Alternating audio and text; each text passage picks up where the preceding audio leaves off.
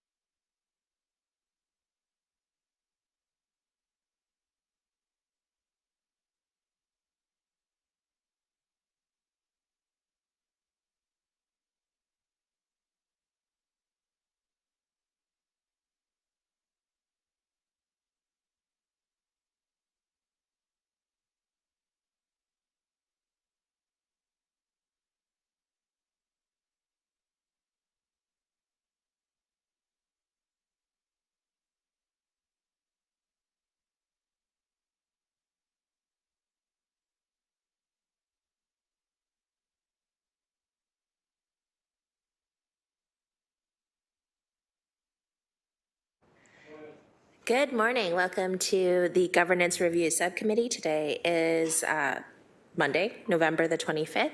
As we have quorum present, I'd like to call this meeting to order. All electronic devices are to be switched to a non-audible function during committee meetings. In the room with me is Councillor Maureen Wilson, Councillor Crutch, and Councillor Brad Clark. Madam Clerk, are there any changes to the agenda? Yes, Madam Chair, there are changes to the agenda. Under item 10, discussion items, item 10.2, the 2024 review of the city's procedural bylaw, FCS 24018 citywide. The appendices have been revised and then further revised. Thank you. May I have a mover and a seconder to approve this agenda as amended, please? Councillor Crutch and Councillor Clark. Any discussion on this agenda? Seeing none, may I have the vote, please?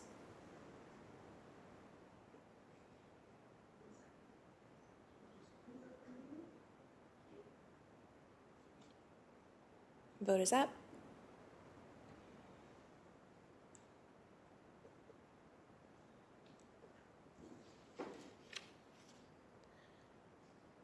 And that vote carries 4-0. Thank you. Are there any declarations of interest, members? Seeing none, we'll continue on. Let's move on to 4.1, the approval of minutes from the previous meeting. This is for October 31st, 2024. So may I please have a mover and a seconder to approve the minutes of October 31st? Councillor Clark, Councillor Crutch. Any discussion on these minutes? Seeing none, may I have a vote, please? Vote is up. Councillor Danko, welcome. We are just on approval of the previous minutes. Are you able to vote? Yeah, thank you. And that vote carries 5-0. Thank you. Welcome, Councillor Danko. And let's move on to discussion items. That'll be 10.1, Council and Committee Report Templates, CC 24002 citywide, and this is to be received. So may I have a mover and a seconder to put the item on the floor? Councillor Crutch and Councillor Maureen Wilson. Any discussion on this item, or did we want to have a quick overview from clerks on this one, on the city clerk? All right. Seeing none, let's Councillor Crutch, please. Yeah, this is not maybe perhaps the world's most exciting report, but I'm pretty excited about it. I think it's great to have some more instruments here for staff to be able to report in a timely manner. So occasionally there'll be kind of this now memorandum, which has existed before for the record. It's not like it's totally bespoke, but I think it's nice to have the ability for these other kinds of reporting, and the clarity here is nice. So it's a little clearer to read. It's structured in a way that's a little bit more accessible.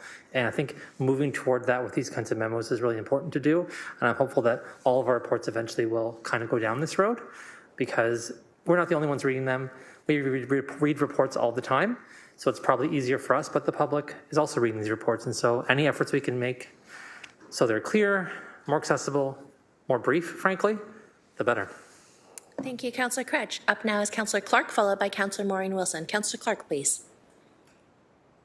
Thank you, and I'm fine with the report drafts that are here. The templates, they make sense to me. I have a question, though. When it comes to the Planning Committee, is there a way that we can formalize that on documents that have to be decided by the Planning Committee, that it very clearly articulates the planner, the property owner, so that we know exactly what we're talking about? From time to time, it's a bit challenging to look at the planning report and try and figure out exactly who is the developer and who owns the land. Thank you. I'll just leave it with the clerk. I don't think we need to formalize it here, but if he could take it back and talk to the other clerks about it, it would be most helpful. Okay, I see a nod from Clerk Trenholm, and Thank you. Sounds good. Those are all my comments on that report. Thank you, Councillor Clark. Councillor Maureen Wilson, please. Thank you, Chair. First of all, thank you to the clerk for all of this thoughtful work. I just want to make sure I understand a memorandum and its use For those who are watching, there's one set out in Appendix C as a sample. In that appendix, it says that memorandums are intended for information updates only and should be a singular topic. They're best used to publicly respond to questions asked at council or committee or to provide an update to a previous report or item. So the practice thus far this term, which I support, has been when there's been subsequent questions asked at council, we have been encouraged to put that ask in the form of a motion so that it doesn't get lost. And I'm just working through this logic now. The motion is usually action-based for something to come back. And I don't know if it's specific to just information or a specific action of subsequent action. So I'm just trying to understand, will we still be encouraged to use the motion action? And I'm still a little confused on what would constitute a memorandum, just information, and what constitutes something other than a memorandum, through the chair. Clerk Trenum, please. Thank you. Through you, Chair. Memorandum is an excellent example when one might be reasonable is, let's say you refer a report back to staff for some supplementary information. Rather than revising the report, there's an additional appendix that might be a memo that would clearly outline the supplemental information. There's one example where it could be added as a new appendix to a revised report in that scenario. Other situations, if there's a bylaw on a council agenda, but no accompanying factor because the bylaw was approved via a previous cycle of meetings, you could have a memo just advising council, bylaw XYZ is on this agenda as approved by council at the previous meeting.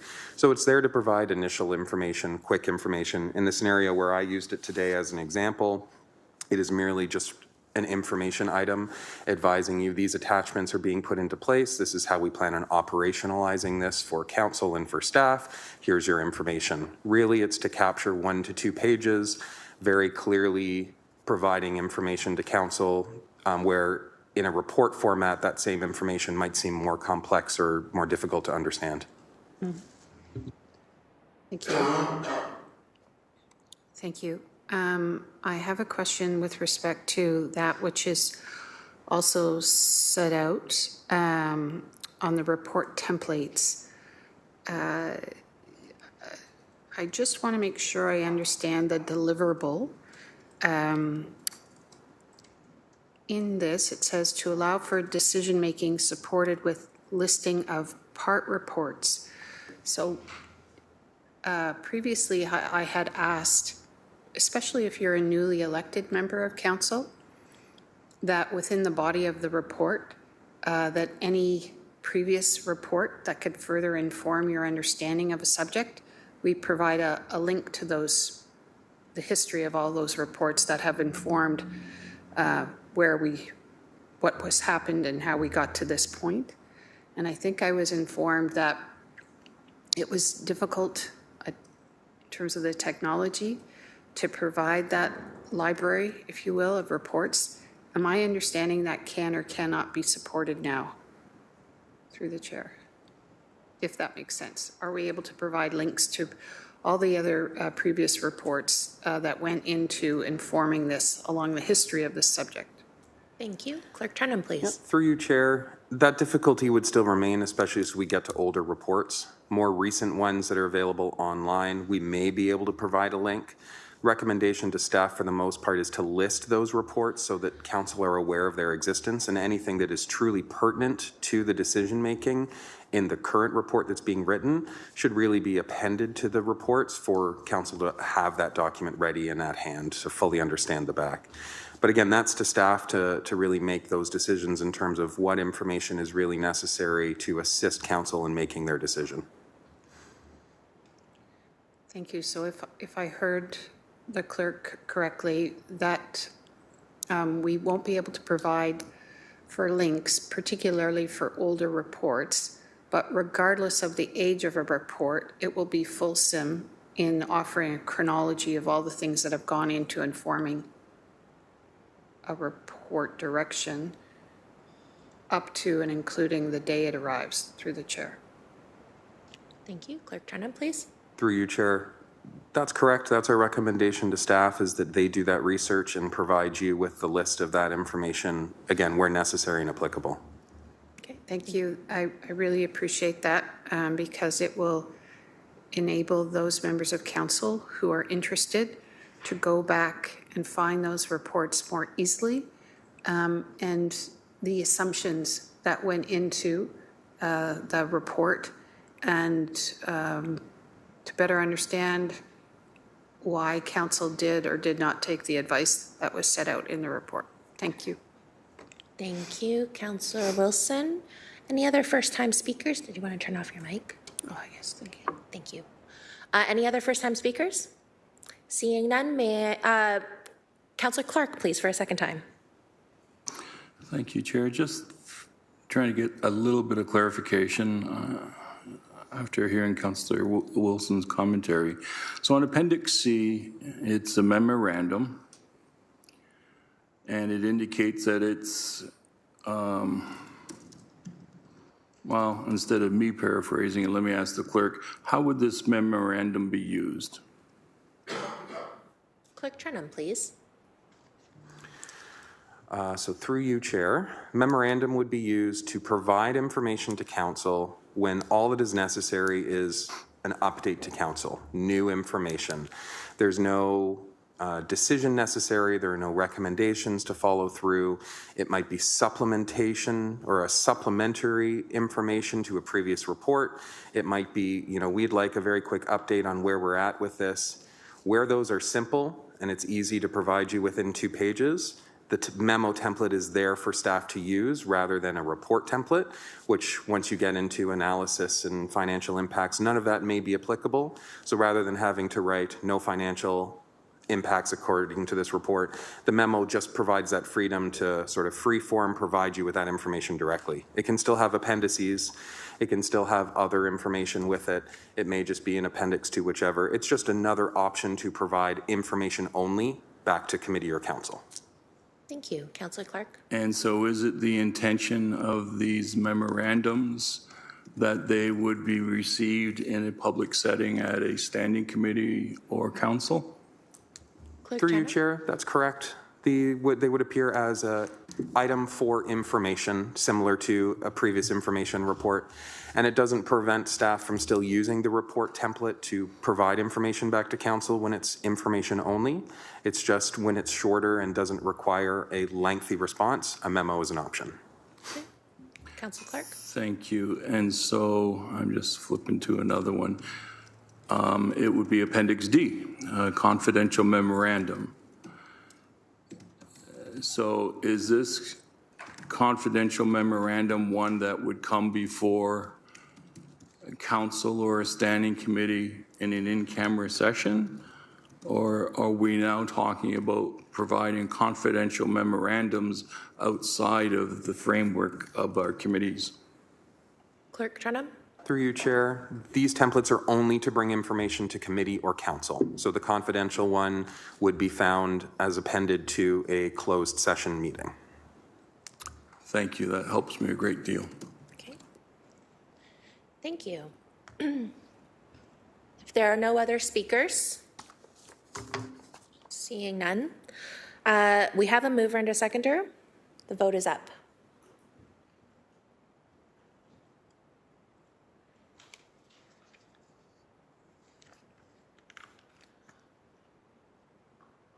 That vote carries 5-0. Thank you. We are now moving on to 10.2, 2024 review of the city's procedural bylaw, FCS 24018, citywide. Mover and seconder, Councillor Kretsch and Councillor Clark. I'd like to second that if possible. Any discussion on this item? I recognize Councillor Councillor Kretsch first, please. Thank you. I think this is probably the most substantive review of the procedural bylaw in 7 years, and I'm really grateful to see it. I think what's being proposed here as a whole will make our meetings more efficient, make our practices clearer, and frankly be a little bit more encouraging us to kind of be timely in the work we're doing here at council. So I think it's good. I think there are some really, really small changes here which might seem insignificant, but I think that are worth folks reviewing.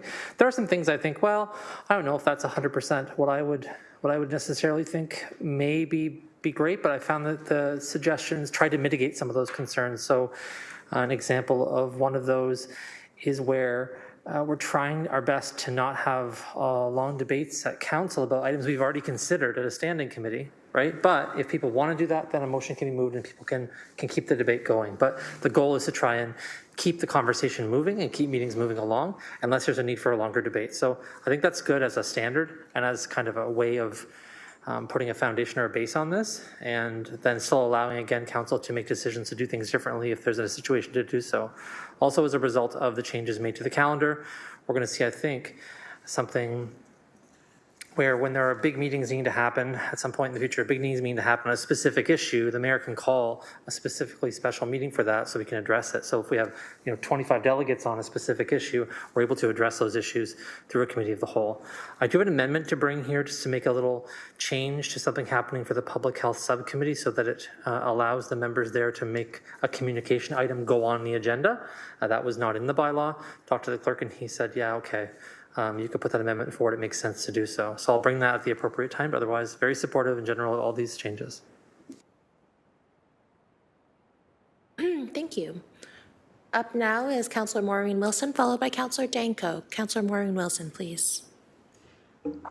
Thank you. Thank you for all this work. On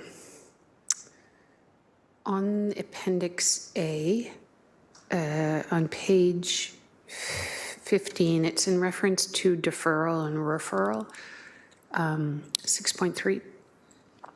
I just want to make sure, trying not to be picky, but on E, it uses the word referral and not deferral. And I just want to make sure, because I'm always being tripped up on these two things. Is that the correct word in E, 6E? Through the chair. A member who has spoken to the motion under debate shall not be permitted to move a motion to refer a question, but it's in the context of deferral, so I just want to make sure. So Appendix A, you said? 6.3, Yeah. page 14, Off 15. 14, okay. Yeah, I see that through you, Chair. You are correct. That's just an error. So 5. Oh, sorry, 5, not Yep, 6. 5F Oh. should read defer. That's correct. Okay, It should read defer. all right, thank you. We can make that correction. Yeah, no worries. And of course, I can't find it now, I apologize, but I was wondering if the clerk could walk me through the whole reference to the minutes and having to separate things out. I wasn't clear on that language. And of course, I can't Through find it. you, Chair, I believe that you're speaking to what used to be called the committee reports section. Is that correct? Usually I write these things down, Chair. I do apologize, and I forgot my notebook. It was in reference to minutes. And I can, if there's anyone else on your speakers list, Yes. happy to come back on so that I'm not And I'll just prolonging this in agony. Yeah, I'll just double check them through you, Chair. So section 5.8, which is page 90 of the whole package, or 24 of Appendix C, where committee recommendations to council versus committee reports. Current process is a report is created along with the minutes for every committee meeting, and it's the report that lands on the council agenda for consideration of what the committee did. This would actually be removing that report process, and committee would just get, or council would receive the minutes and approve the recommendations contained within the minutes as opposed to the report, which is much more in line with, this is a practice of committee reports that I've only seen at Hamilton, and I haven't seen in well practice in other municipalities, More common practice is the minutes are written, minutes are provided to council, and council considers the minutes and the recommendations contained therein.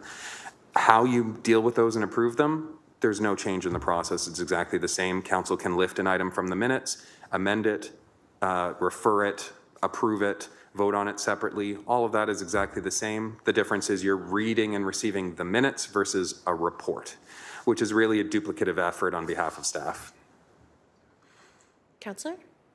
So just to make sure I further understand, typically, or not, it's not actually typical, but there are occasions when we're at a council meeting and a member wishes to isolate a particular recommendation in a report. Let's just say from planning. Let's just pick a number. Item number 6 in the planning report, I wish to be recorded opposed to 6A. And what the chair will do was we'll vote on C or B, C, D, E, and then we'll have a separate vote on A to allow that member's wish to be recorded. Could you explain to me, is that practice still going to be enabled through the way in which I've tried to just describe it through the chair? Yep, through you, Chair. Absolutely. The difference is just instead of referencing report number 6A or clause A, you would look at, say, minute item 10, because it was the 10th item on the agenda, it might be 10.1, and you would see the recommendations in the minutes just as they were written in the report and say, I would like to consider minute item 10.1 sub A separately, please. Thank And then you vote on that separately. So functionally, it's exactly the same. Conceptually, it feels different because you're just reading minutes versus a report.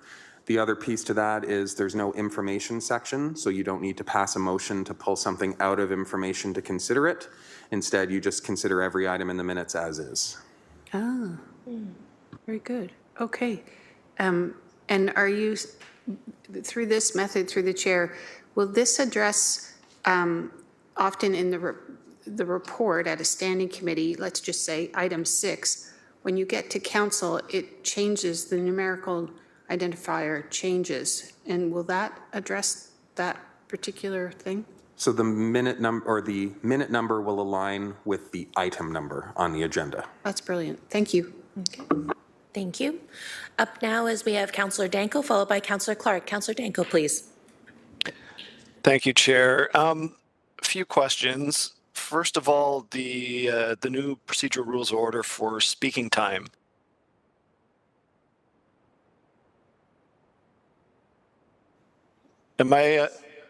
Was I muted there? Yes, but now please continue with your after speaking time. Thank you. After speaking time, at council, if I'm understanding the new procedural rules of order correctly, council, you're only permitted to speak once, and at committee, only permitted to speak twice. Clerk Trenum is just rifling through. I think it is Appendix C he's probably looking at in paper form. Clerk Trenum, please. So through you, Chair, that's essentially correct. At council, it's a single opportunity to speak. At committee, you're allowed to speak a second time, but only after, noting, of course, that in any situation, council can waive those rules and you can continue with that. The goal really is just providing a little more focus at council that we're considering debate that's already happened at committee. Again, these are council's rules. This is a recommendation based out of other municipalities, and this is just my recommendation to align with that. But noting that if this were to pass, at any point you can waive those rules to proceed in a different fashion while in a committee or council meeting. Councillor Danko, please. No, I think that's a really positive change personally. I think it'll help streamline debate for sure, but it is a fairly significant departure from the current practice where you can speak as many times as you want. So effectively at council meetings, you only have 5 minutes on any particular item to speak once, and effectively at standing committee meetings, only twice. You can't go on the speakers list, multiple times. I'm personally fine with that, but I think that is just something to highlight for committee and council. Section 5.12. Councillor, Clerk Trenum just wanted to also respond to that too. Okay. Clerk Trenum, please. Sorry, just to add to that point, and I do just want it to be clear that it's not, let's say you put the GIC minutes on the floor and you're only allowed to speak once to the GIC minutes. It would be to each item. So if you left minute item 6 and then minute item 7 and then minute item 7.6 and they're all considered separately, you would have a time to speak on each of those items as separately being considered. So I just want that to be clear so there's no confusion there. Thank you, Clerk. Councillor Danko, please. Understood. Thank you for the clarification. Item 5.12.15 is on delegations, and this specifically says that that delegations that are outside of the jurisdiction of the municipality will not be placed on the committee agenda. I'm very supportive of this as well. I'm kind of surprised it wasn't already in the procedural rules order, but just for my clarity, that will be the clerk that makes that determination when they're reviewing the delegation request. Clerk Trenum, please.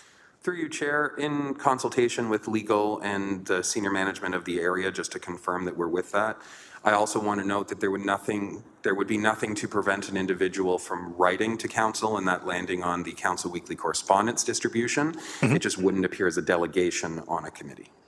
Okay.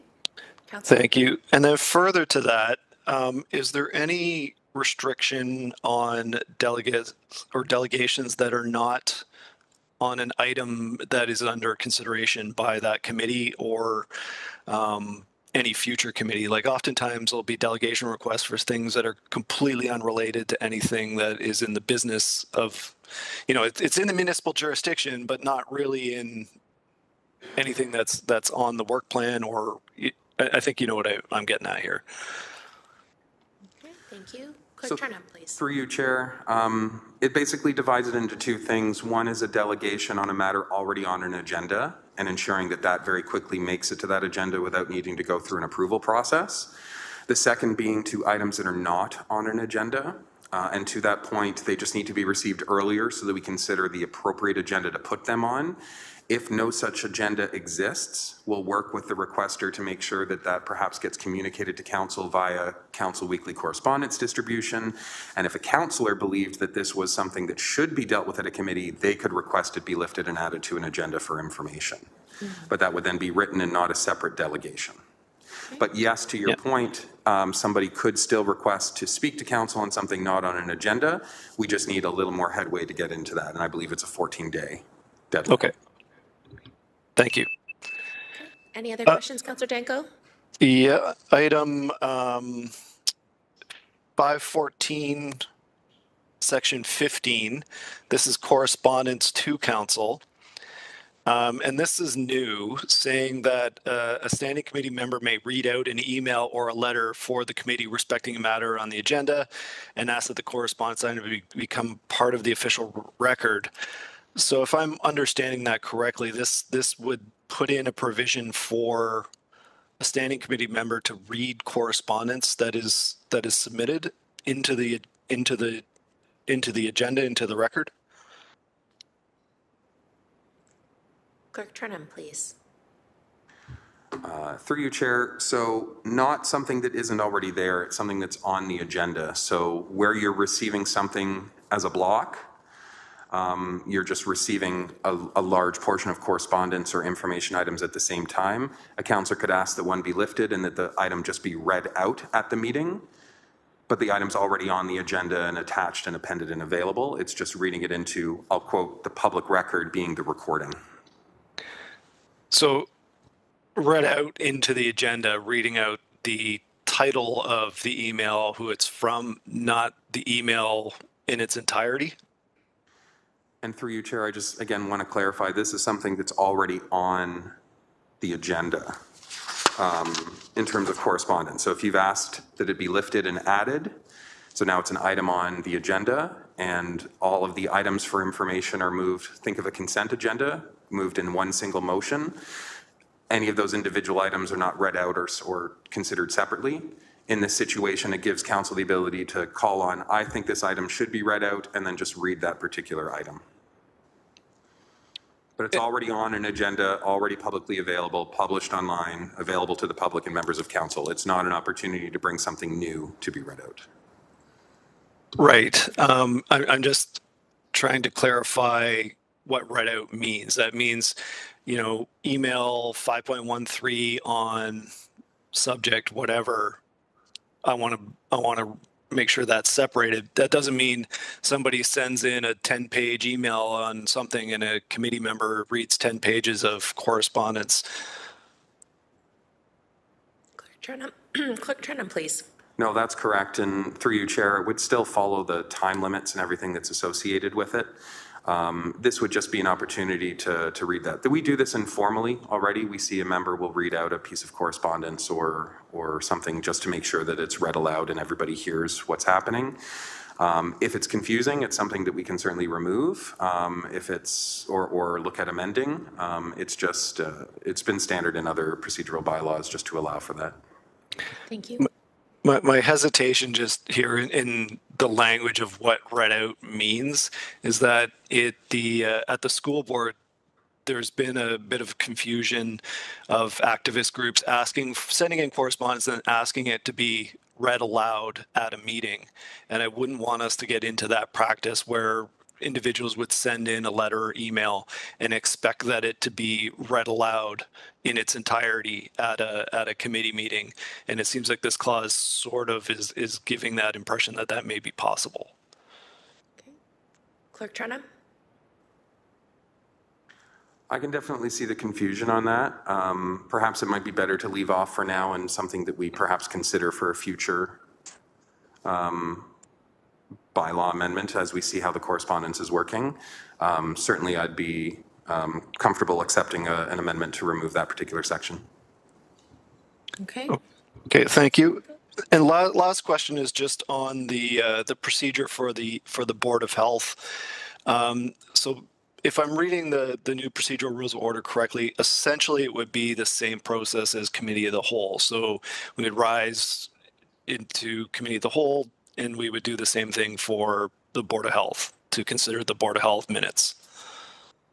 That's a great question because that's what I was going to ask. Clerk Trenum, please. So through you, Chair, yes. So under this procedural bylaw, council will no longer need to rise or move into committee of the whole to receive the standing committee agendas. So that won't be necessary. You can deal with them as council. However, Board of Health, yes, you'll want to formally move into the Board of Health to consider the public health subcommittee minutes, and then you'll rise from Board of Health to sit again as council. Okay, thank you. And then the Board of Health subcommittee minutes, when the standing committee reports go to council, it's very brief. It's just, item 1, this is what the vote was. It doesn't include all of the links or the context of the report that was then voted on and approved. So will the Board of Health minutes be, the same format where it's, item 1, this was voted on and approved, this was the action that was approved? Or will it include all of the reports? Because now we're basically doing the Board of Health work at the council meeting anyway. Mm-hmm. Thank you. Clerk Trenum, please. Functionally, it won't be any different, Chair, through you, from what you're doing now. It's just from a minute perspective, you'll see what the action was. And if you were to just approve the minutes as is, the motion is the same, so that the minutes be received as opposed to the report be received and the recommendations contained therein be approved. So the minutes would read where you're seeing those individual recommendations as they're approved. So if they're approved in a block, you'd see the block. But similarly to a report, you can pull out individual items and consider them separately, modify them, amend them, any of the above. Okay. So I guess my concern then is that it's hard enough already to dig up the standing committee report. So like, for example, for AFNA, I don't sit on AFNA. If I wanted to, get more information on an AFNA report that was considered, I don't have that in the council agenda. I have to actually go to the AFNA agenda, figure out which meeting it was, find the actual report, and then read the full report. And in particular with the Board of Health, will there now be citizen members? I want to make sure that I'm doing, at least in the initial stage, doing my due diligence to go back to the actual reports, not just the minutes. So is there a way that can be captured on the council agendas for the Board of Health, whether it's, just hot links to the actual report? They don't need to be included in the agenda in its entirety, but it is sometimes hard to find the actual report which the recommendations are referring to. Yeah. Through you, Chair, I think that's reasonable, what you're suggesting there. It's something we can look into. It's especially for the Board of Health piece. Excellent. Thank you. Those are all the questions I had, Chair, and, voicing the opinions earlier, really do appreciate the thought and complexity that's gone into this, and I'm very much looking forward to implementing these changes. Thank you. Okay, thank you, Councillor Danko. Councillor Clark, please. Thank you, Chair. I've been on council for 14 years, and I've been on the governance committee, and every time we looked at the governance and the procedural bylaw, it was a thorough report. So I'm not sure what the comment was in terms of, in the last 7 years, this is the most thorough. We've done it every single time, exactly the same here. We have recommendations come forward and then we try to deal with them. So I'm a little bit tired of trashing past councils. Can I ask on page 30 of 66 in Appendix C, I'm sorry if that upsets you, Councillor.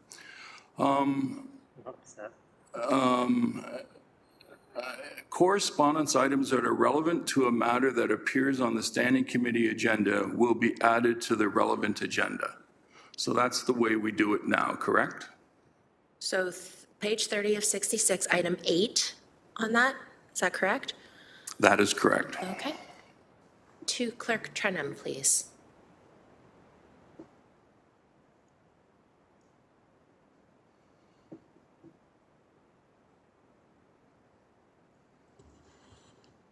Through you, Chair, that is correct.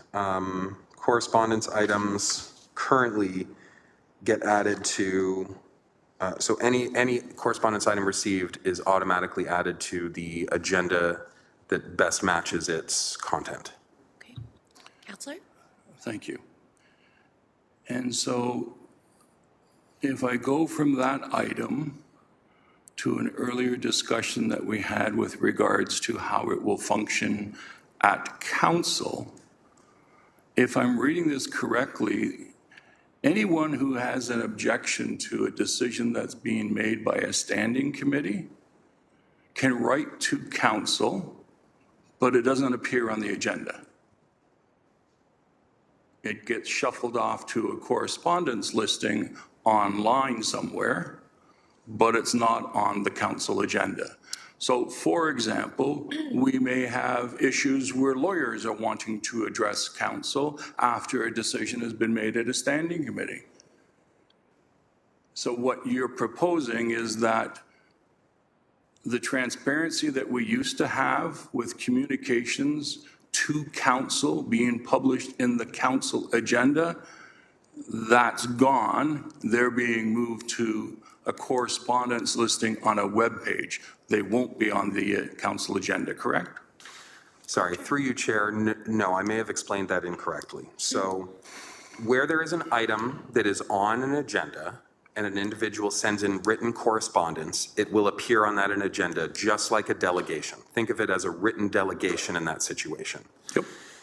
So you're talking about subsection 8, the one that follows it, which unfortunately is numbered incorrectly, I think. Correspondence items that are relevant to a matter that appears on a standing committee agenda but are received after the prescribed deadline are then included on the council agenda.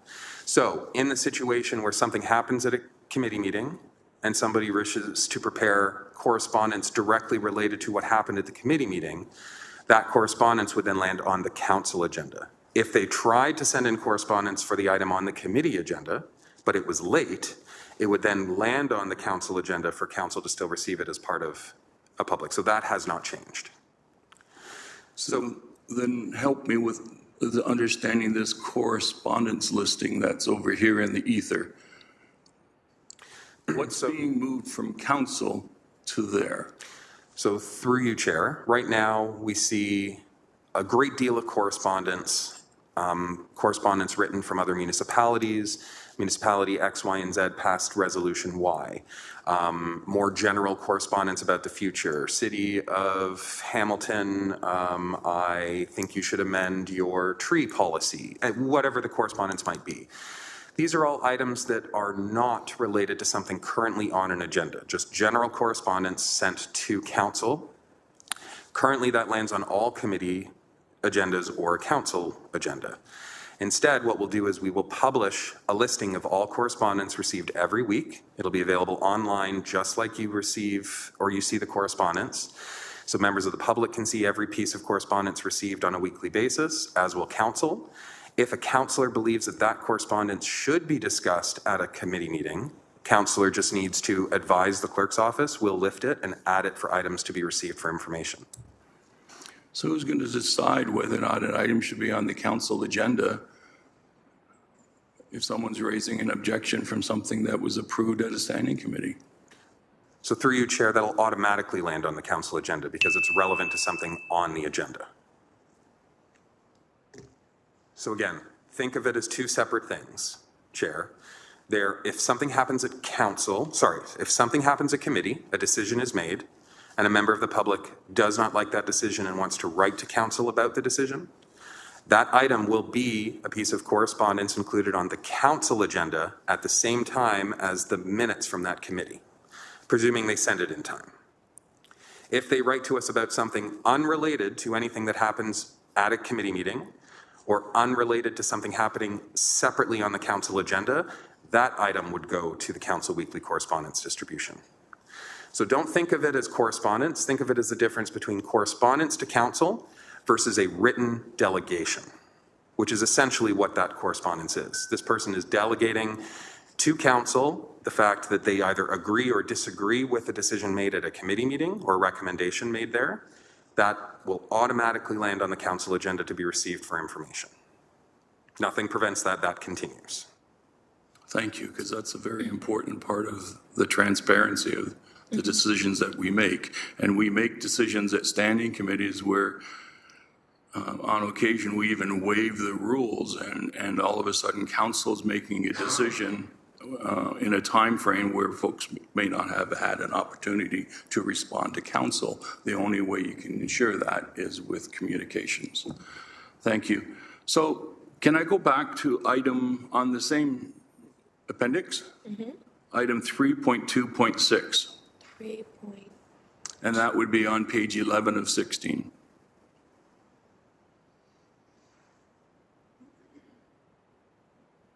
Appendix C. Okay. Yes. 3.2.6. Notwithstanding subsection 3.24, council may extend the meeting for a maximum of 1 hour with at least 2/3 of the members of council present and voting in the affirmative with the inability to suspend the rules to extend the meeting further. So what you're saying is basically after the 5:30 curfew, we have 1 hour and we're done. Through you, Chair, that's correct. Okay. Well, I won't be supporting that one, because we frequently go past that. And with the changes that you have made into the schedule, with 4 less council meetings, you're going to have meetings that go much longer, and that will kill this.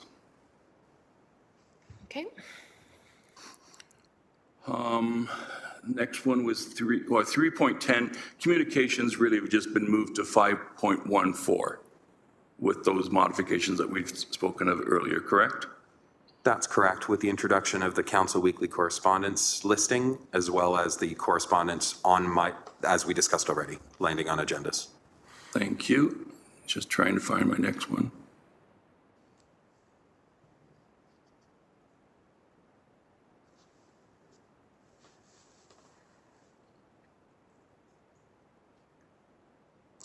.17.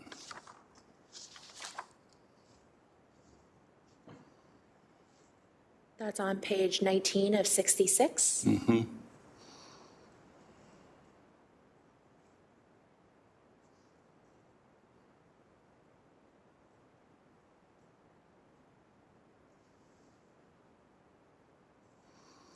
So if I'm looking at 3.14.3. Sorry, that's on 3.17? 3.14. 0.14, okay. 3.14.3. 0.3, that's on page 18 of 66. Thank you. And then it's Roman numeral 3 Okay. under C. So I'm trying to understand that last clause, if you can help me, Chair. So if the vote is deemed to be lost, the amendment considered to be contrary to the main motion within Public Health Subcommittee minutes may be introduced if duly moved and seconded. Clerk Turnham, please. So through you, Chair, what the bylaw doesn't allow for is essentially negative motions. So you can't move the opposite of what's being recommended when that resolution is on the floor. So you can't move that as an amendment. So if your recommendation or resolution says, we as the city will do X, you cannot say, no, we as the city will do Y. Instead, what you do is you vote down the resolution to do X, and then presuming that that fails, you now can introduce a resolution that is the contrary one. So now you say, instead, the city will do Y. That's exactly how we do it now. Rather than instead of amending a resolution to do the opposite of the intent, you vote against the resolution, and once failed, you introduce the contrary resolution. Okay, that makes sense to me. Thank you Okay. very much. We did that one. 4.3. 4.3? 4.3, it was stricken out in its entirety, but sometimes when we're striking them out, it doesn't indicate where I should look now. That is the interim between page 20 and 19 and 20 of 66 in Appendix C. So through you, Chair, a portion of that was just no longer relevant since we're not moving in and out of committee of the whole to deal with standing committees. Instead, you can refer to section 5.8, which begins on page 24 of 66 of Appendix C, and that's committee recommendations to council. So that's now just dealt with under there. Counselor?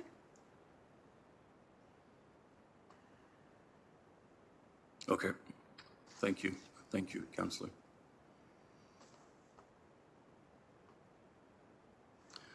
Um, 5.9.3, it's in the green, forgot what the green was. But a member of council who is not a member of a standing committee may speak during a committee meeting with the leave of the chair. So the chair has to approve a councillor who's now observing a standing committee if that councillor wants to make a comment. So through you, Chair, that's technically always been the case. Any member of council who's not a member of the committee that wishes to speak requires the chair to call on them. It's just putting it in writing. And what this particular one is saying is there's nothing to prevent that individual from speaking, because generally if you're not a member of the committee, you're not to speak at committee or debate an item.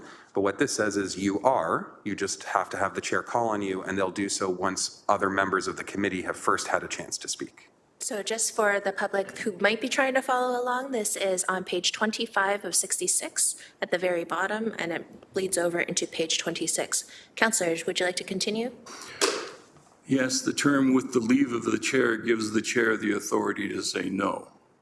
I don't think the chair should have the authority to say no. The chair should be recognizing their colleague who is visiting this committee for their comments after everyone else has spoken. I don't think the language is appropriate there. So Clerk Trenum, are you good with receiving that information then? Absolutely, Chair.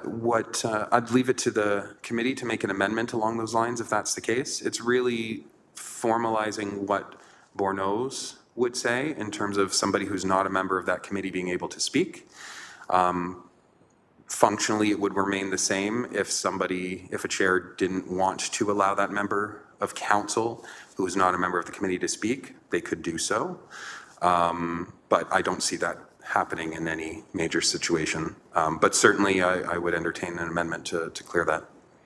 I guess my concern is we may not be here 10, 20 years from now when that becomes an issue. I don't think it will happen with this council, but if we could modify the language during a committee meeting with the recognition, after being recognized by the chair, something to that effect, it would clear up the issue. The chair should simply be recognizing a visiting councillor to a standing committee. They have the privilege to be there, and they have the privilege to speak, but only after everyone else has spoken on the committee. Thank Do you. I have to make a motion to that effect, or? That's where I was just going to ask, does that require an amendment, or is clerk okay with making some changes to the wording? So Clerk Trenum, please. I have no issue with it. I think we should just do it through an amendment, Chair, just to formalize it in what's brought forward to the next committee. Okay. All right. So Councillor, looks like an So amendment. I would move the amendment on 5.9.3, delete with the leave of the chair and insert after being recognized by the chair. So if I I'm can get a also second. mindful that we do have several other amendments. Councillor Kretsch and Councillor Danko have other amendments as well. If committee is okay with this minor change, we can start with this as the first amendment. It can wait until the conclusion of all the other amendments. The only last thing, I'd like to have I know I'm way over my time by about 3 minutes. I would like to have a discussion about decorum in a meeting. Decorum, okay. And I can't find that section, forgive me, but it speaks to, you can't be disrespectful, I think is the way the language is, but it really doesn't define respect or disrespect. Do you know the number? Page 41? Sorry, which page are we Perfect. looking at? So it's a page 41 of 66, it's section 8.1. Okay. So can I speak to why I have concerns about the way it's currently worded? Sure. Just in the last little while, as chair, because I was deputy mayor, I had to throw someone out. So in that situation, the mayor had moved the mayor called a point of order, although she was in the chair, she could have dealt with it herself, but she did call a point of order, giving the chair to me. She spoke to the issue, and that issue was, in essence, that the speaker was impugning motives to other councillors. Right. I asked the individual to apologize several times. Right. Didn't happen. I ended up having to expel him. Right. The challenge that I have is I made that decision as chair based on my experience from being in the chair and understanding that we're supposed to never impugn motives and never impugn reputations and credibilities of individuals. Doesn't appear in our procedural rules. It appears in standing orders at Parliament and at Queen's Park specifically. So when the mayor and I talk about parliamentary language, that's what's in our mind. You can't impugn motives and you can't impugn the reputation of your colleagues or staff. But the language here doesn't deal with that. It's very vague, and it leaves the chair, God bless them, struggling to deal with it in the most fair way. The other thing where this came up is I was in the chair earlier, I had people visiting, they started mentioning, I think it was police officers' names. I was told to call them to order, and I was told to call them to order ostensibly because their commentary might put the city in a libelous position. But my argument has been always that councillors and the chair of municipality have qualified privileges. So does the council or the city. So that if people are saying something in a public meeting and it's recorded, I don't think we'll ever be at the other end of a slander suit because we have qualified privileges. But all of that isn't captured anywhere. It's thou shalt not be disrespectful or disrupt the meeting. And I guess my question to the clerk, is this something that we can review to make it clearer what is acceptable in a councillor standing committee meeting? You know, I worry about us infringing on the freedom of expression of delegates. I worry about us infringing, quite frankly, on the freedom of expression of our council colleagues. And if it's left the way it is, we're going to have some breadth of decisions by the chair because it is very vague.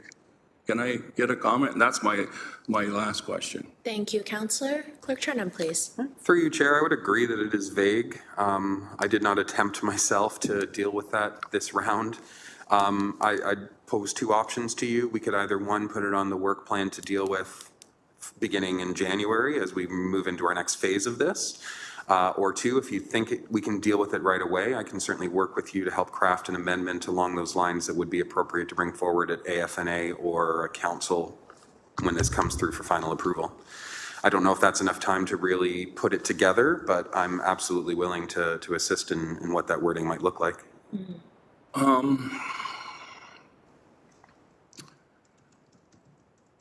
I hate flying by the seat of our pants, but I also hate to leave this for another year.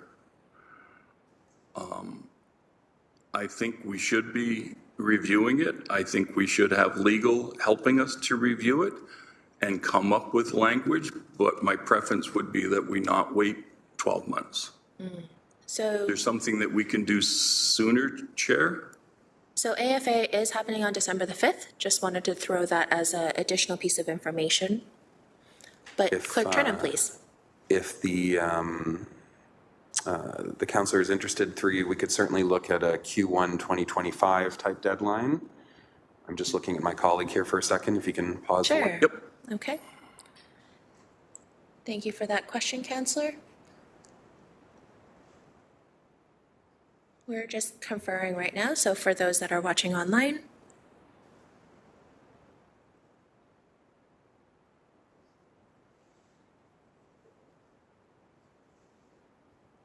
Clerk So Trenum, please. Just through you, Chair, there's already a request for some additional information that I think kind of falls along these lines that governance has asked for.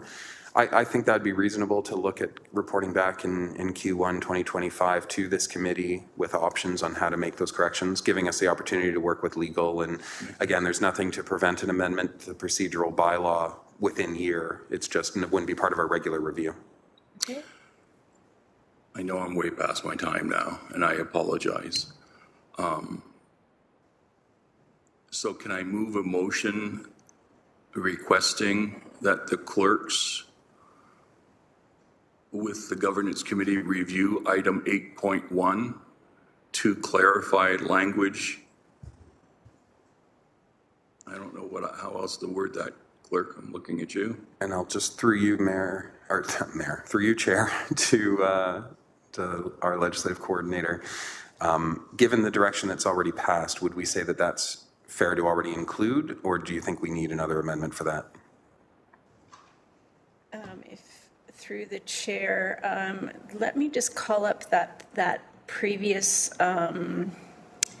direction to staff, and maybe we can look at that and see if that is. My memory is that there wasn't a specific. Here it is. there wasn't a specific recommendation respecting the decorum and the procedural bylaw.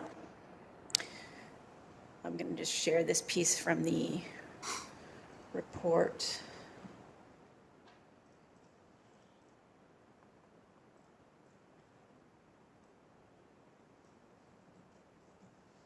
Make sure I got the right one.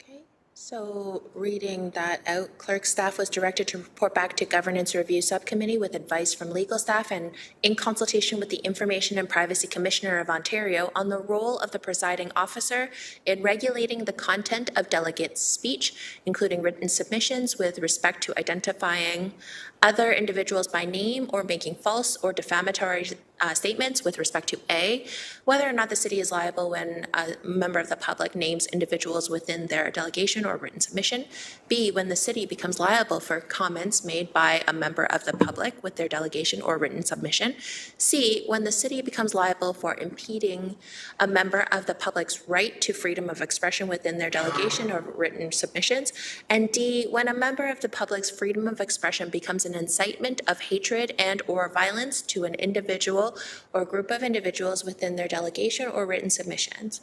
Clerk Trenum, please. Yeah, so through you, Chair, I think then the motion would be that staff be directed to report back on potential amendments to Section 8 with regards to defining parliamentary and unparliamentary decorum, and that be timed with this particular report. I'm good with that. Okay. Do you have a seconder for this motion? Councillor Kretsch. Is everyone clear on what the direction is right now? Okay. Councillor Maureen Wilson would like to speak to the motion, please.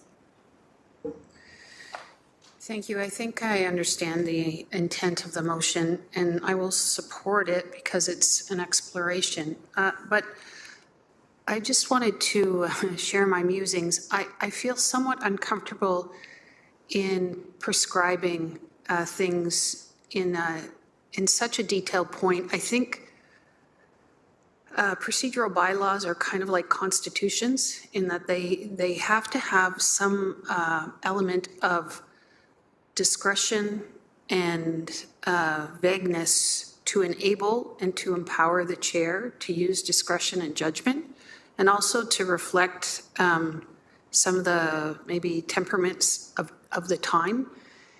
In moving into too much of a prescriptive narrative, then we're also eliminating the authority of the chair to actually exercise judgment, and we could disempower the chair because a particular behavior is not captured in detail. And I that makes me a little nervous, willing for the exploration, but I just wanted to give my colleagues a heads up that I'm not overly comfortable with a really prescriptive take to matters pertaining to what we deem to be parliamentary or not. Thank you. Thank you, Councillor Wilson. Councillor Clark, please. And this is just a suggestion to this committee and to the clerk. When we're dealing with decorum and leaving it broad-based in terms of how we define disrespectful behavior, you can include examples underneath it, i.e. Attacking a staff or councillor's reputation. So we would never allow, I would hope, someone to say, boy, is Councillor Beebe, not Beattie, BBA, ever crazy or something. We would not do that. But there are individuals around this table who are very skilled with language and could, in fact, infer or imply, I never get those right, that someone around the table is a little bit out of touch And I've listened to some of the debate, and it concerns me. And so I'm just suggesting that we look into it. I'm with Councillor Maureen Wilson. The tighter you make it, the less discretion there is at the chair to allow really good debate around the table. We should be allowing as much freedom of expression as we can, but one would hope that we would never be attacking each other or suggesting motives to one of us other than the goodwill of this community. That's my concern.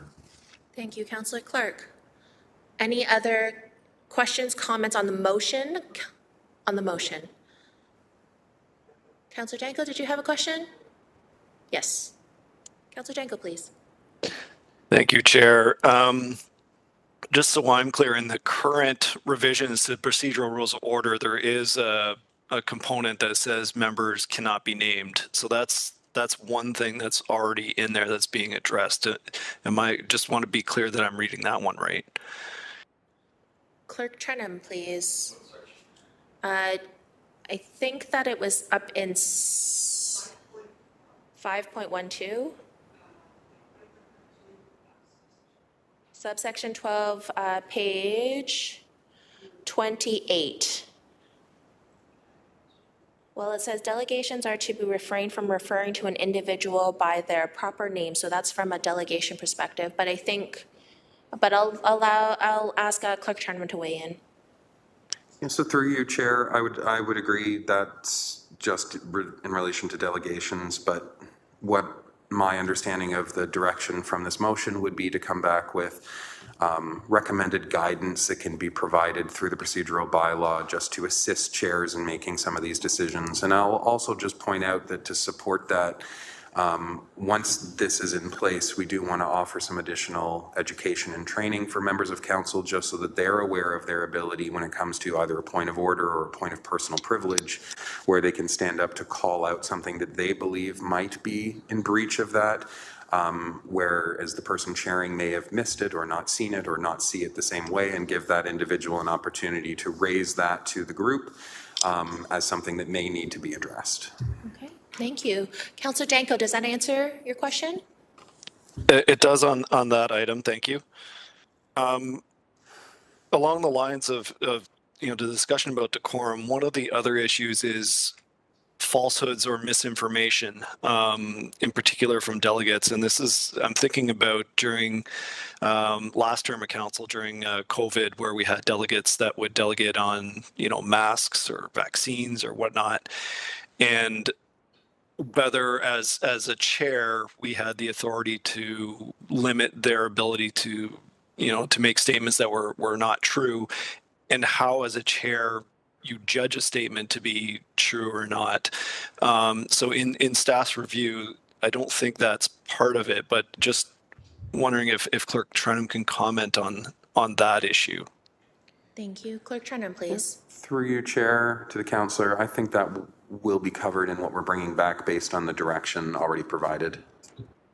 Excellent. And then the final point there is there's at times a bit of a disconnect between decorum in a council committee meeting versus what is actually a code of conduct violation. So if there's going to be an effort to define this within the procedural rules of order for meetings, then I think there also needs to be an effort to align that with the code of conduct, so that if the same issue happened in a meeting that happened outside of a meeting, there's recourse either way and the same expectations either way. Clerk Trenum, just seeing that you're nodding, but Clerk Trenum, did you want to add anything? Through you, Chair, just that, again, none of this should really happen in a vacuum, to the councillor's point, and anything we do bring forward will certainly work with legal on what those recommendations or guidance could look like. Because it is so close to code of conduct, we'll likely have the Integrity Commissioner review that as well. Okay. All right. Thank you very much. Excellent. Councillor Danko? No, that's all for me. Thank you, Chair. Okay. Councillor Maureen Wilson for a second time. Thank you. I think I've fallen behind here because will we be voting, when we vote on this motion, Yes. is it just Councillor Clark's section, or is it everything that Elsie Bates put up? Because I do have a question seeking clarity on an item that may be covered in the larger. We're just right now voting on the report back in Q1 2025 on potential amendments to Section 8 regarding parliamentary procedures is the short form that I've got. So the other thing that was put up was from a previous report. So I don't think it's in order to ask questions on that particular part. I think we're only dealing specifically with the motion currently. Thank you. No, I appreciate that guidance. Appreciate it. All right, thank you. If there are no other questions, I'd like to call that to a vote, please. So we have a mover and a seconder. On the motion currently, just on the current motion. Yes, on your motion for 8.1, yes. And the vote is up.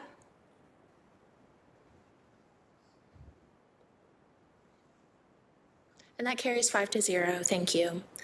We are finished for time speakers, but I would like to actually ask a couple of questions for myself. So I'd like to pass the chair over to Councillor Crutch, please. Sure. I just have a little housekeeping one. I noticed that on page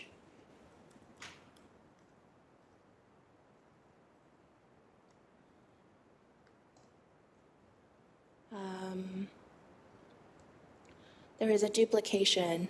Okay, sorry. On page 10 of 66, it is 3.2, and it says 1A in January, blah, blah, blah, blah, and then 1B in January, blah, blah, blah, blah, blah. So it looks like it's a duplication, so I wonder, as a housekeeping, how do we strike that? Through you, Chair. Thank you. Yeah, we'll have a look at that and we'll make any appropriate corrections for AFNA. Okay. Second question through you, Chair, is on page 13 of 66, it speaks about quorum.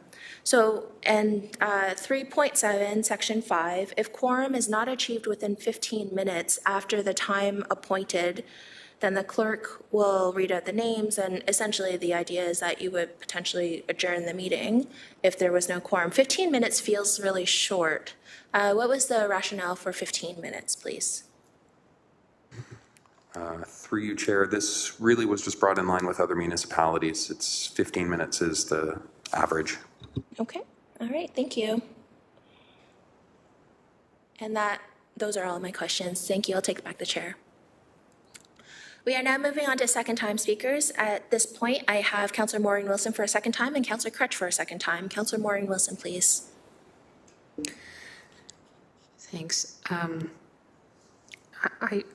just want to make sure I'm clear on the, I can't find it, 5.1212.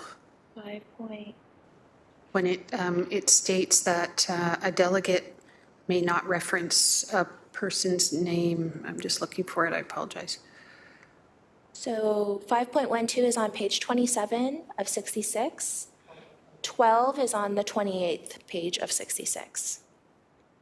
Delegates are to refrain from referring to an individual or individuals by their proper name when delegating before committee. Mm-hmm. Councillor Clark may recall this. I'm just trying to understand, and this may be captured. We had on one occasion, Chair, a delegate that referred to a member out in the public mm-hmm. and their conditions. Mm-hmm. And I had asked at the time, I think I had raised a point of order, the appropriateness, because we didn't know anything as a body whether the person who was delegating sought the approval and consent to mm-hmm. identify That's right. the resident and their condition. Right. And I was wondering if I could ask through you whether this in fact states that a delegate cannot refer to an individual during the course of their delegation, through the chair. Okay. Clerk Trenum, please. Yep. Through you, Chair. The wording is that delegations are to reframe. It does not specifically says shall reframe. So is it possible? Yes. Our concern is leaving it too open that, again, individuals aren't aware of that consent piece. What we want to avoid is somebody saying, well, my neighbor, John Smith, said X, Y, and Z, but John never provided consent to do that. What's more appropriate is to say, one of my neighbors also said. So keeping it more general and to that point. In the situation that the councillor has referenced here, where, you know, they spoke about an individual and had consent to do so, again, is that appropriate? Yes, we just, it's more of a cautionary tale to be mindful to protect the privacy and consideration of others and the public. Counselor? If I may, through the chair, in that case, though, I don't think committee was aware whether consent was granted or not. And clearly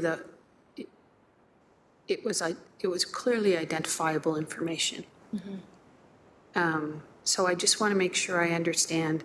It can be the chair's authority then to interrupt the delegate if a person's proper name is identified in full, and to request that they stop in the identification, because we as a body don't know whether permission has been granted or not.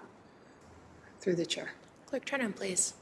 It's a good point, Chair. It is something that I think would still be possible. What I would hope is that through the instructions provided through clerks to delegates as to what this information is and what they're doing, we can sort of catch some of that by providing them, here's what your requirements are.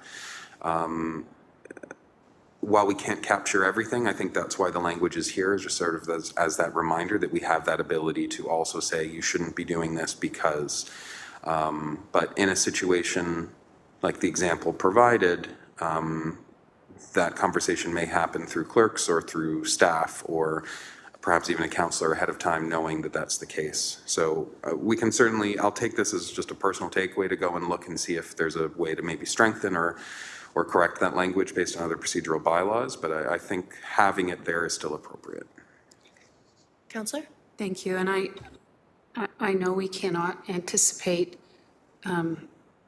everything during a delegation, but I just wanted to make sure I was clear on interpreting the capacity of the chair to interrupt the delegate on the grounds that there should be no formal identification. And I think what I've heard from the clerk is that is within the authority of the chair. Clerk Turnham is nodding yes to that. Okay. Thank you very much. We have now Councillor Crutch for a second time and Councillor Clark for a second time. Councillor Crutch, please. Thanks. I want to put my amendment on the floor so that we can address that. And I thought I would try and help by putting a couple of the other amendments in there, because there's a couple I think we all are fine with. And I'm just going to suggest that those are 5.9 number 3, deleting with the leave of the chair from there. So it just simply doesn't have that with the leave of the chair bit. And then the one that Councillor Danko wanted to remove, which was number 15 under 5.14, which was about reading letters into the agenda. So if everyone nods and says, yeah, we're all in favor, like that seems fine or whatever, like I can put those all in one amendment. And there was the other one you had that you want to do separately, which I think might not be. Yep. So that would be section 3.2, subsection 6 is the one that Councillor Clark would like to pull out. And 5.6 subsection 6, actually they're the same. There's 2. I see, okay. So I do have Councillor Clark for a second time. You're putting forward those amendments currently. So with committee's permission, do we want to deal with the amendments now or do we want to? He has the floor. Okay, all right. So Councillor Crutch, could you just clarify again? Sure. All of the amendments that you're trying to put forward Sure. today? So there's one that the legislative coordinator has, and I've asked her if she can put it up on the screen. I think it's 5.14. It's adding a section there so that the same rules that apply to correspondence and communication items would apply also to the Public Health Subcommittee. We just wasn't in there, so we're just putting it in now that we thought about that.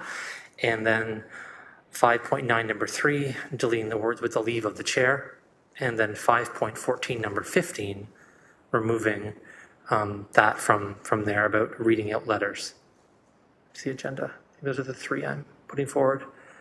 if I have a seconder for that, for those amendments. 5.9. Sorry, Chair. Sorry, Clerk Trenum, please. I'll just add for the 5.9, so it's remove with leave of the chair and insert after being recognized by the chair. That's helpful, thank you.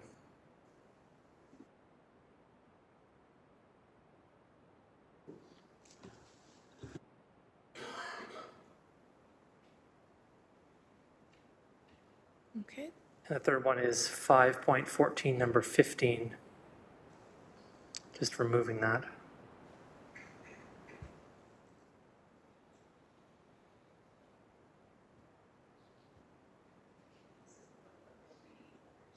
Yeah, I think it's the reading Yes, out correct. loud It's or about reading in letters. reading into the record. I kind of did this out of order, so my apologies before we get to voting on the amendment or people wanting to speak on it. I just wanted to respond quickly to what Councillor Clark had said earlier. Just to be clear, I wasn't saying that the previous councils weren't thorough. I was saying that this is the most substantive. What I meant by that was that I think that the changes here have the greatest impact based on the changes that have been made in previous years. In previous years, there were a lot of housekeeping changes that were very thoroughly made. My opinion is just that I think these are the most substantive, meaning they're going to have the greatest impact on how we actually do the business here at council, and that's what I meant by that, just to clarify. I wasn't casting shade on previous terms of council, just making sort of, I think, nice light for the work that this current city clerk has done. Okay. On that, I have nothing else, but just want to, those are I the do need a amendments I'm seconder proposing. for this amendment, please. Councillor Maureen Wilson. Okay. So if we are all good with these amendments put forward, I don't see any other questions, comments, or speakers on these. May I have the vote, please?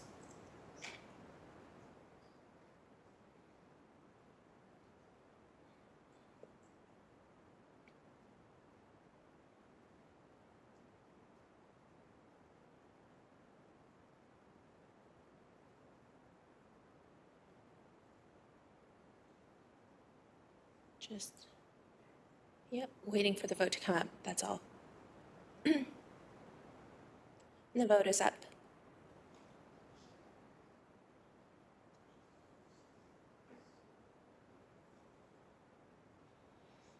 And that carries 5-0, thank you. So now we are asking, Councillor Crutch, are you finished with your amendments and your speaking?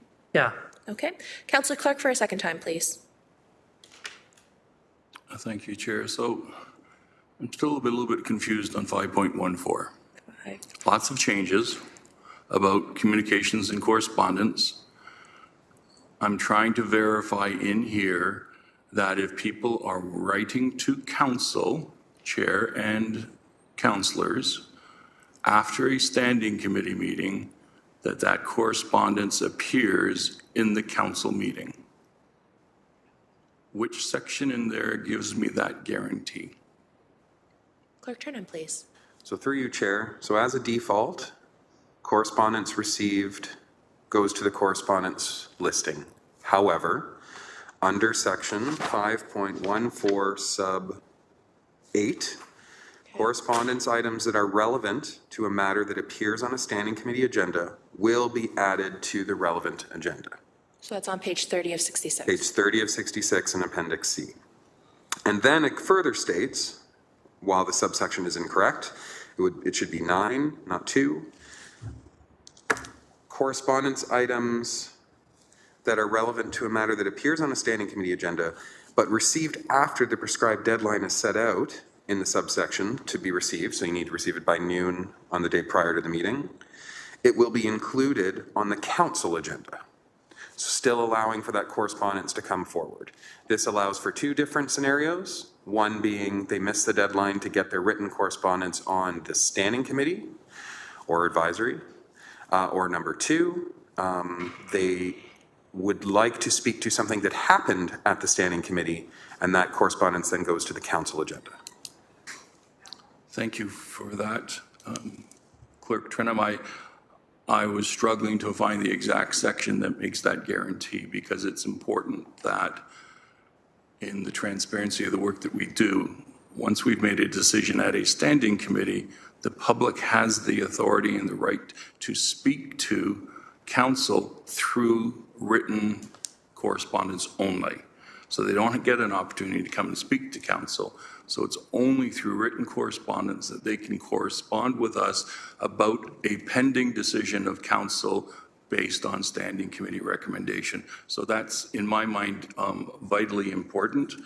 And Chair, the only thing that I would like to be recorded opposed to is item 3.2.6, which is the section that says that the meeting can be extended by a maximum of 1 hour, council meeting, with 2/3 vote, with the inability to suspend the rules further to extend the meeting afterwards. I think the changes that we have made to our schedule is going to make our meetings longer, and I think we're going to regret this one, so I'd like to be recorded as opposed to it, please. Okay, Thank you. All right, so last call out for any other speakers on this particular item. Okay.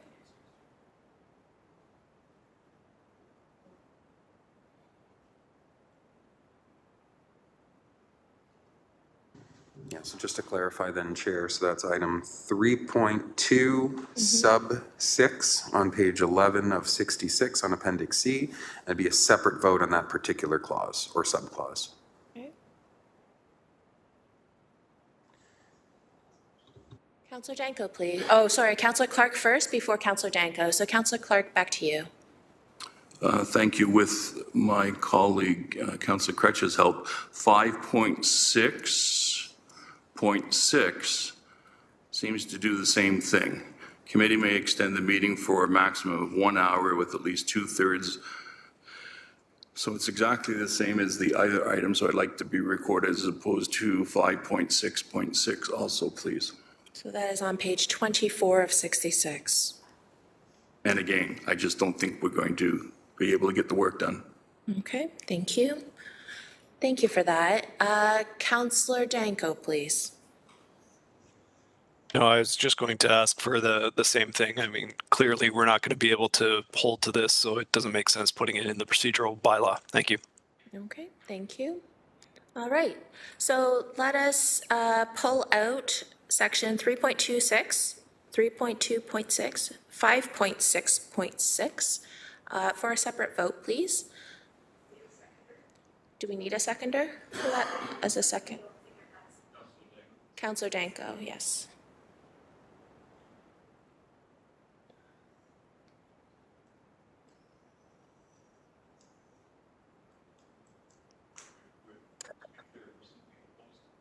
Yes.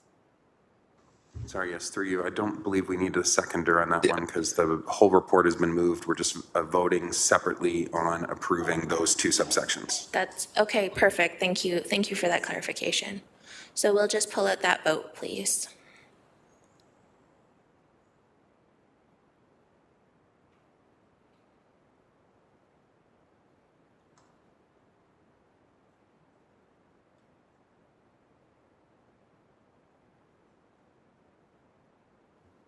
And the vote is up.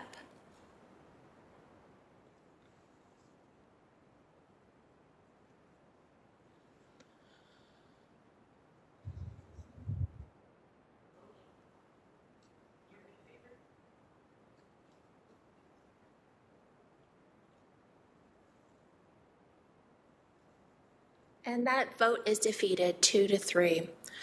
Let's vote on the entirety of the report. Sorry, Councillor Clark? I just don't want to miss anything. So the vote we just had, was that on 3.2.6? Because that's what I asked to have severed. Yes. And then we need to sever 5.6.6. We did them together. We did them together. You did them together? Yes, we Okay. did. We did them together. Thank you. Okay, so we have the entirety of the report with the amendments that Councillor Kretsch has put forward. And we have a mover and a seconder currently, correct? Yes. So let's move on to the vote on the entirety of the report as amended, please. Balance of the report. Thank you, Clerk. Sorry. No worries. Thank you. And the vote is up.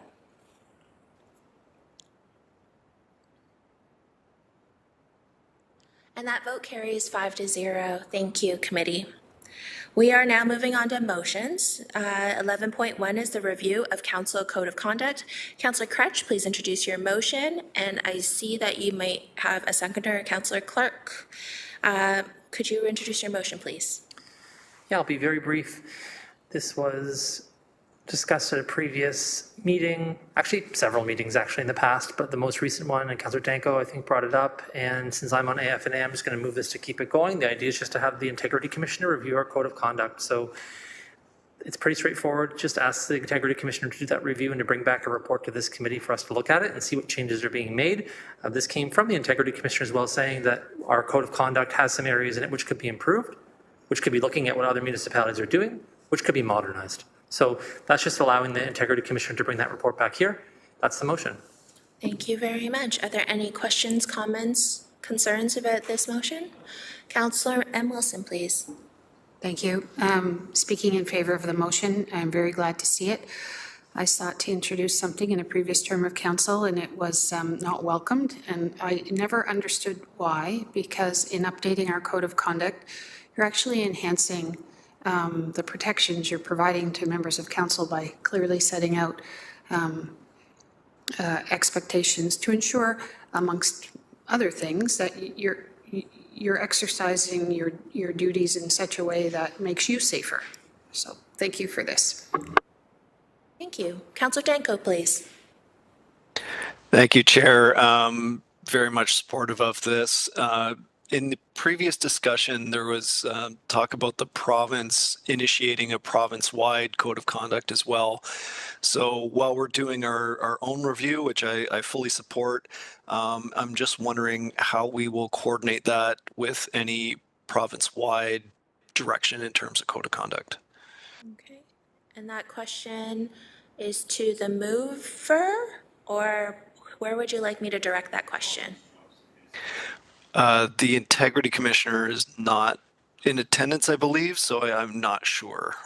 Maybe I can just leave it as a statement that, that there's coordination between our proposal, and I think that is covered in the motion, reviewing other municipalities.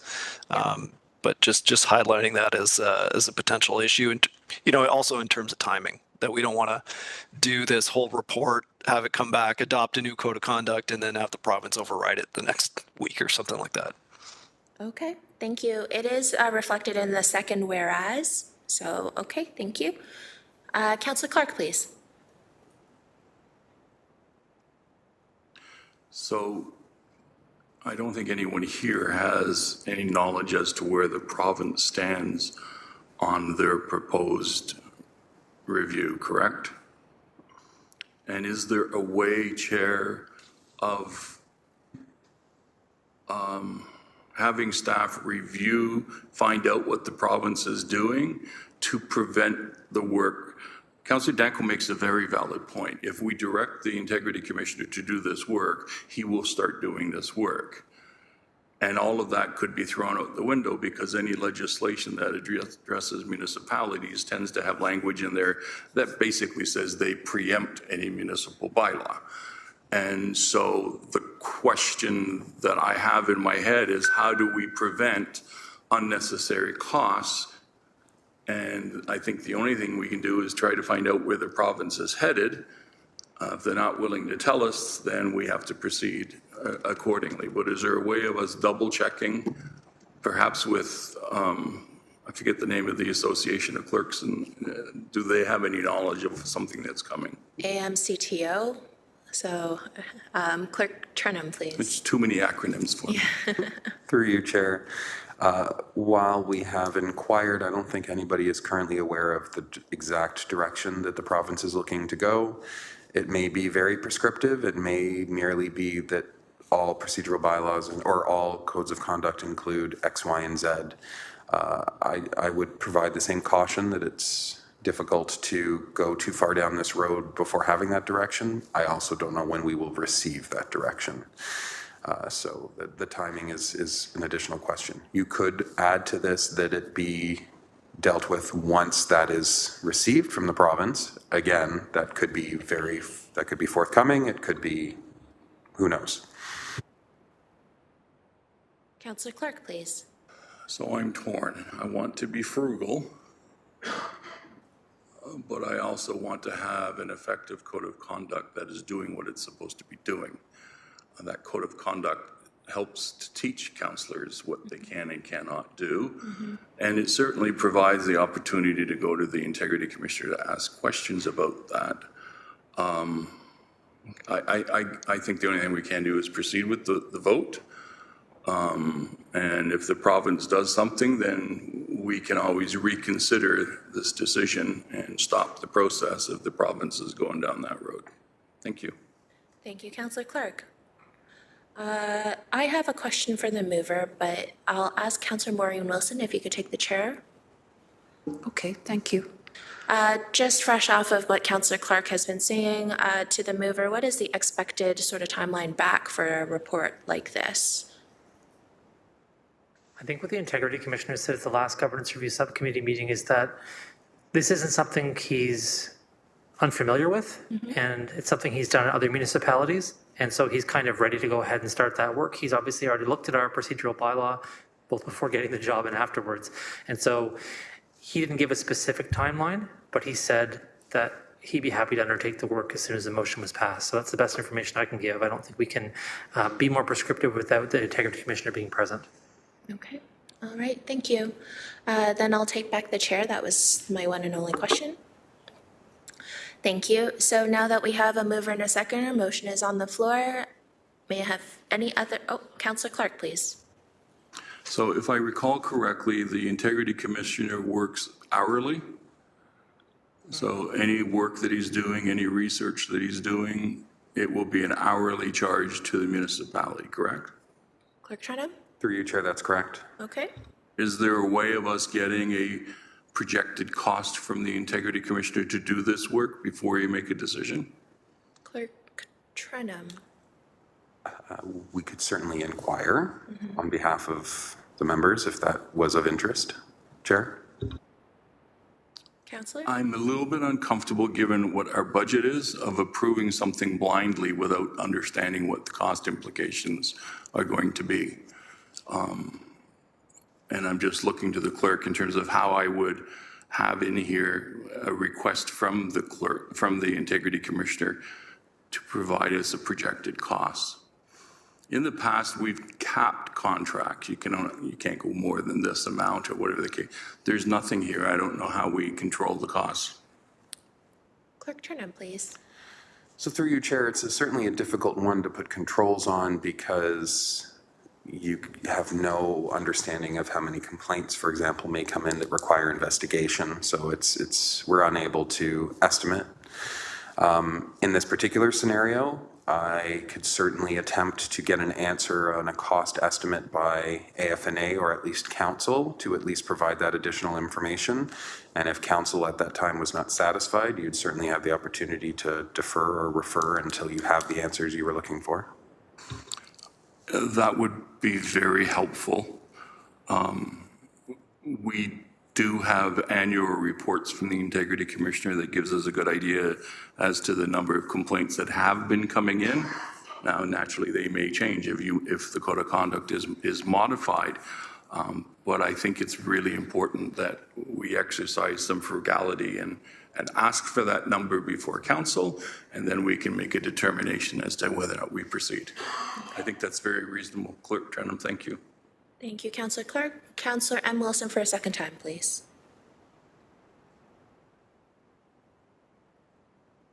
Thank you. I guess I'm seeking some clarity on the last comment. The way I was approaching it was that the timeline and intention, Chair, of the Government of Ontario is unknown.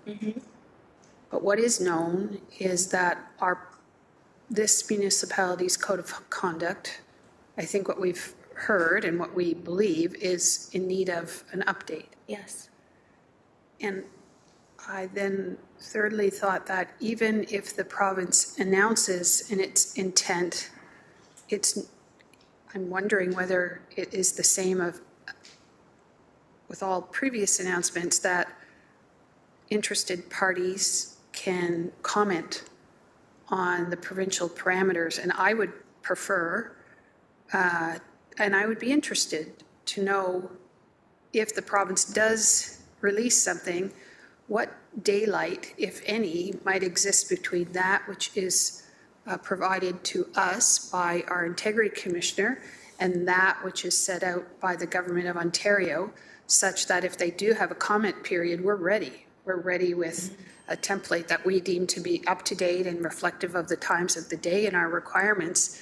And I would also be interested in knowing if there is daylight, whether that, you know, we could assess whether that provides us more or less protection as elected members and enhanced accountability and expectation of conduct for residents as well. So while not expressing any, while not trying to discredit the issue of prudence with respect to cost, I do think it would be still value in having the exercise proceed either way. Thank you. Thank you for that comment. Councillor Danko for a second time. Thank you, Chair. Maybe I could just thinking out loud a little bit here, but propose an amendment, something along the lines that the Integrity Commissioners submit an upset limit lump sum proposal to complete the work. And I think that would give committee some clarity on what the total cost is. And I think this is a specific task. It's not, you know, we don't know how many Integrity Commissioner complaints there's going to be. This is a specific assignment that we're giving to the Integrity Commissioner that they can bill out hourly through their own retained contract up to a specific limit. And I think, you know, it's worthwhile finding out, you know, what that would be. It's not really a procurement issue because there's really only, you know, it has to go to the Integrity Commissioner, but I think we can at least ask, you know, for an upset limit cost for this specific task as part of the request. Okay. I'll ask the mover if they'll consider it as a friendly amendment to this motion. Mover says that's fine, so we'll add that as a friendly amendment. So now clerk, did you get that okay? Yes, okay, wonderful. So then let's move on to the motion in its entirety plus the amendment.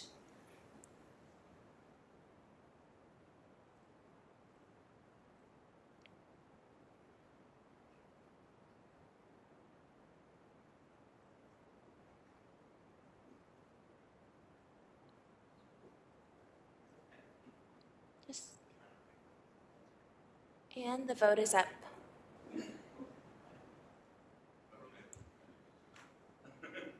Okay. And that vote carries 5-0. Thank you, committee. So may I have a mover and a seconder to adjourn, please? Councillor Clark and Councillor Crutch. Actually, Councillor Danko, you want to get on the scorecard today?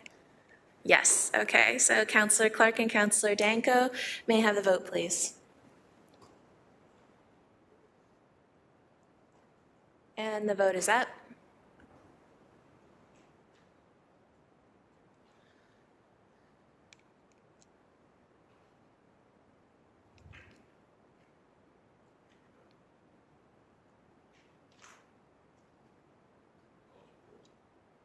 And that vote carries. Thank you, committee. I look forward to our next meeting.